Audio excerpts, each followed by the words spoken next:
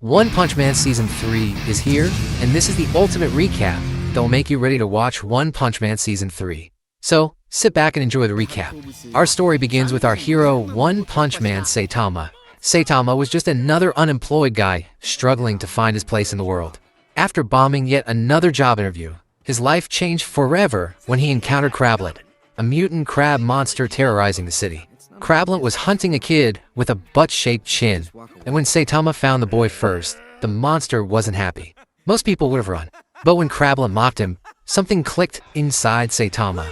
Using only his tie as a weapon, he struck the crab's weak spot, his eyes, and defeated him. In that moment, Saitama remembered his childhood dream, to become a hero, and he made a decision that would change everything. For 3 years, Saitama followed a training regimen that sounds absurd. 100 push-ups, 100 sit-ups, 100 squats, and a 10-kilometer run every single day. No air conditioning in summer, no heat in winter. He ate 3 meals a day, usually just a banana for breakfast. People thought he was crazy, but slowly he got stronger and stronger, and then he went bald. By the time his training was complete, Saitama had become so powerful that he could defeat any opponent with a single punch. But there was a problem. He became so strong that heroism had lost all meaning. Every battle ended too quickly. Every monster fell too easily. The thrill was gone. Master, you are so full of crap! Everything changed when Saitama met Genos, a cyborg hell-bent on revenge. For years earlier, a rogue cyborg destroyed Genos' entire village and killed his family. Since then, Genos had been hunting that cyborg, upgrading his body with Dr. Casino's technology to become stronger. When Genos witnessed Saitama effortlessly destroy Mosquito Girl, a monster that had pushed him to his limits, he was stunned. Genos immediately begged to become Saitama's disciple, believing the bald hero possessed secrets to ultimate power. Saitama reluctantly agreed, and the unlikely duo was born. But there was one problem. Neither of them were official heroes. They had no rank, no recognition, and no credit for their victories. To fix this, they took the Hero Association exam, a test measuring both physical prowess and written knowledge. Genos aced everything, earning S-class rank immediately. Saitama? He destroyed every physical test, shattering records that seemed impossible. But his written exam was so bad that he barely scraped into C-class, starting at the very bottom. While Saitama struggled to gain recognition, a new threat emerged, the House of Evolution. Led by the mad scientist Dr. Genos, this organization created monsters to push human evolution forward. When they heard about Saitama, they sent multiple creatures to capture him, including the terrifying Beast King and a mighty armored gorilla. Saitama defeated them all instantly. But Dr. Genos had one final creation, Carnage Kabuto, a monster so powerful that even its creator feared it. In a simulated battle dome, Kabuto analyzed Saitama and declared him his greatest challenge yet. The two clashed in an underground facility, and when Carnage Kabuto entered his unstoppable Carnage mode, Saitama finished him with one punch. Why? Because it was Saturday, and he didn't want to miss a supermarket sale.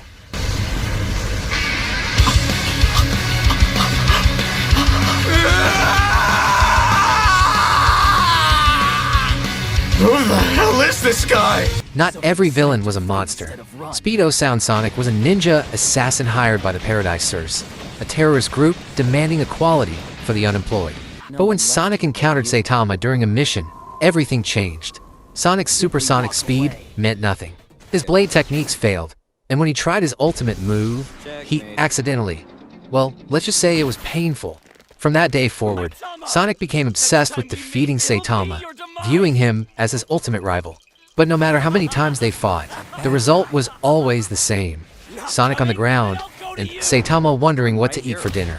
As Saitama climbed the C-class ranks, a catastrophic threat emerged from the ocean. The Deep Sea King and his Sea Folk Army. They attacked J City with overwhelming force, and the Hero Association sent multiple heroes to respond. Genos arrived and put up an incredible fight, using every weapon in his arsenal. But even he was crushed.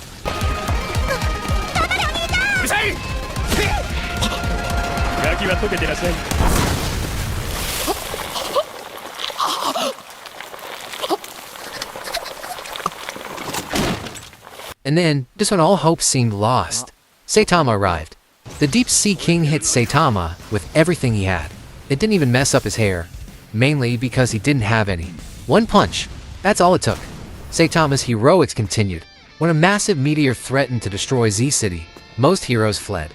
Metal Knight, the S-Class weapons specialist, tested his new missiles on it but failed to destroy it. Bang, the martial arts master, and Genos combined their attacks, cracking the surface. But it wasn't enough. Saitama jumped into the sky and shattered the meteor with a single punch, saving millions of lives. Of course, the debris still damaged Z-City, and some citizens blamed Saitama for not destroying it more cleanly. Welcome to hero work, where you save the world and still get complaints. But nothing compared to what came next, an alien invasion. A massive spaceship appeared over a city, destroying everything in seconds. This was the Dark Matter Thieves, led by Lord Boros, a being so powerful he'd conquered entire planets. Boros came to Earth for one reason. A prophecy told him he'd finally find a worthy opponent here.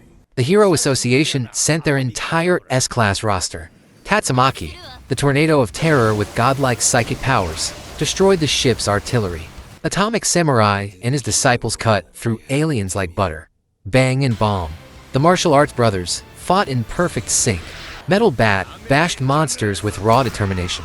And King, well, King stood there, because King's true power is being incredibly lucky. While the S-Class fought outside, Saitama accidentally wandered inside the ship. He encountered Melzergard, a multi-headed alien commander fighting the S-Class heroes, and Garibas, a warrior claiming to be the universe's strongest. Saitama destroyed Garibas so fast we barely saw it. But the real battle was waiting in the throne room, Lord Boros himself. This was it, the fight Saitama had been waiting for.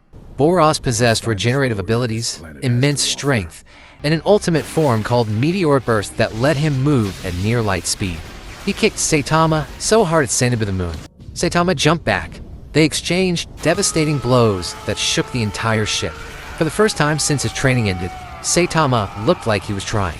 Boros unleashed his final attack, Collapsing Star Roaring Cannon, a blast meant to wipe out Earth's surface. Saitama responded with his Serious Punch. The two attacks collided, and when the dust settled, Boros was defeated. With his dying breath, Boros admitted the truth. Saitama had been holding back. It wasn't even close. The prophecy was wrong. There was no worthy opponent, just an overwhelming gap in power. If Season 1 was about monsters, Season 2 was about something far more dangerous. A human who chose to become a monster. His name was Garou, and he was once the top disciple of Bang's dojo. Garou's philosophy was simple. Heroes are hypocrites who only save people they deem worthy, so he'd become the ultimate villain to tear down their entire system.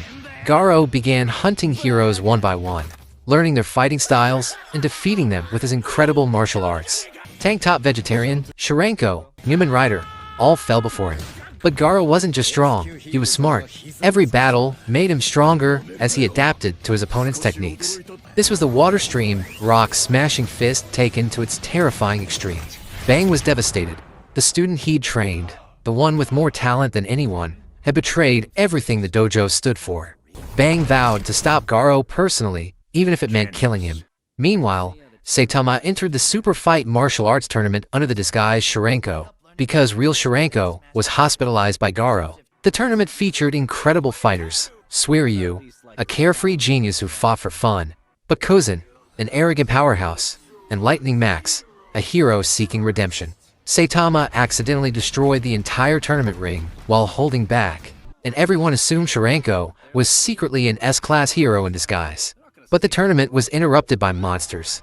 3 executives from the Monster Association attacked. Guketsu, a former Super Fight champion turned dragon-level monster, Bakuzan, who consumed a monster cell and transformed, and an army of demon-level creatures.